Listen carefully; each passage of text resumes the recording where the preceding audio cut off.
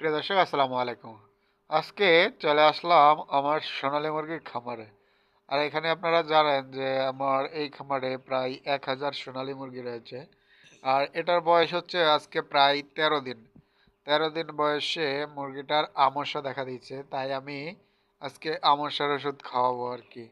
তো আমসার জন্য আপনারা কি কি মেডিসিন খাওয়াবেন সেটা আজকে আপনাদেরকে দেখিয়ে দিব এবং বলবো যে কিভাবে কেমনে খাওয়াবেন।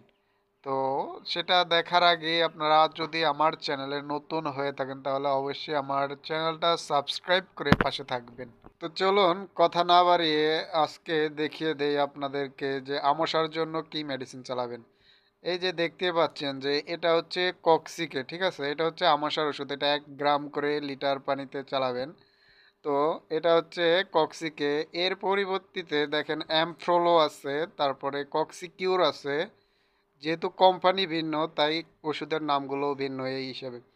তো আপনারা আমশার জন্য এই মেডিসিনগুলো চালাতে পারেন। এছাড়াও যদি দেখেন আপনাদের মুরগি রক্ত আমশা হয়ে যায় কিংবা রক্ত হাগে কিংবা পায়খানার সাথে ব্লাড যায়, তাহলে অবশ্যই আপনারা আরেকটা ওষুধ চালাতে হবে সাথে।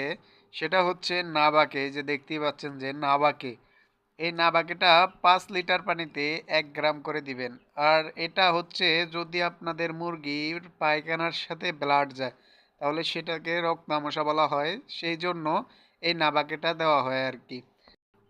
তো আপনারা দেখেন এই যে আমার খামারে 13 দিন বয়সের এই সোনালী মুরগিগুলোর আমশা দেখা দিচ্ছে, তাই আমি আজকে এই আমশার ওষুধগুলো চালাবো, সেজন্য আপনাদের সাথে শেয়ার করলাম।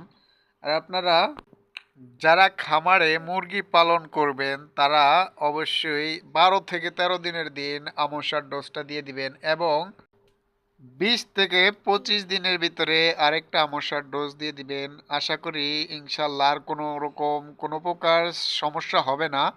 আপনারা বিক্রি করা পর্যন্ত আর কোনো সমস্যা হবে না যদি এই ডোজগুলো এই নিয়ম মতন দিতে পারেন।